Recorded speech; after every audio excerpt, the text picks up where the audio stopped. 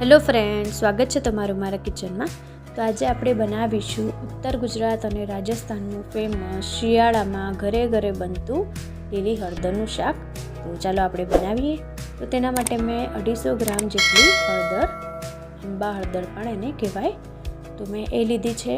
તો આમાં માટીનું પ્રમાણ વધારે હોય એટલે આપણે એને 2-3 પાણીએ સારી રીતે ધોઈ લઈશું અને એની છાલ ઉતારી લઈશું।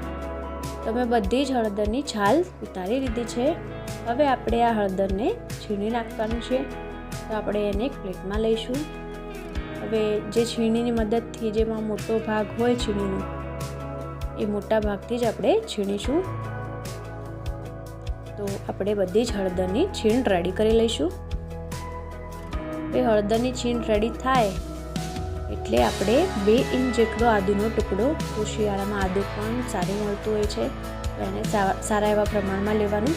તો 2 ઇંચ જેટલો આદુનો ટુકડો મેં ધોઈને છાલ ઉતારીને એને પણ છીણી લઈશું। તો તમે આની પેસ્ટ બનાવી લો તો પણ ચાલે આદુની, પણ મેં આને ગ્રેટ કરીને જ લીધું છે। હવે આપણે છીણ રેડી થઈ ગયું છે।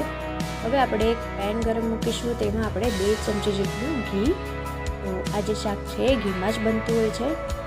તો લો ફ્લેમ પર ઘી ગરમ થાય એટલે આપણે બધી જ છીણ એમાં એડ કરી દઈશું અને એને લો ફ્લેમ પર 5 થી 7 મિનિટ માટે એને મિક્સ કરતા જઈશું।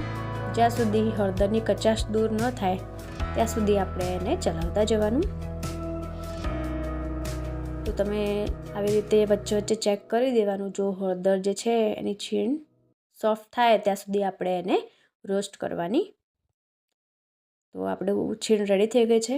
હવે આપણે વઘાર માટે આદુ, મરચાં, લસણની પેસ્ટ, લીલી ડુંગળીનો સફેદ ભાગ, લીલા ડુંગળીના જે પાન હોય છે એ, વટાણા બાફેલા, 3 ટમેટાં લીધા છે અને થોડું દહીં લીધું છે જે ફેટીને લીધું છે મેં।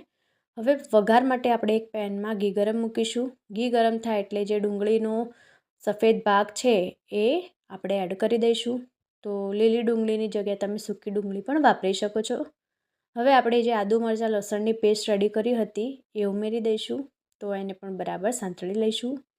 એ સંતળાય એટલે આપણે જે છીણ જે રોસ્ટ કરીને રાખી હતી એ એડ કરી દઈશું અને લીલી ડુંગળીના જે લીલા જે પાન છે એ આપણે એડ કરી દઈશું અને એને બરાબર મિક્સ કરી દઈશું। તો લો ફ્લેમ પર જ આને મિક્સ કરતા જવાનું।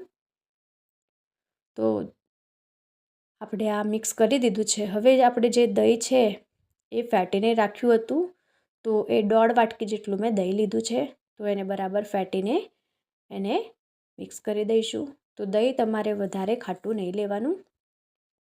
હવે આપણે આમાંથી ઘી છૂટું પડે ત્યાં સુધી આપણે એને થવા દઈશું અને વચ્ચે વચ્ચે ચલાવતા જવાનું।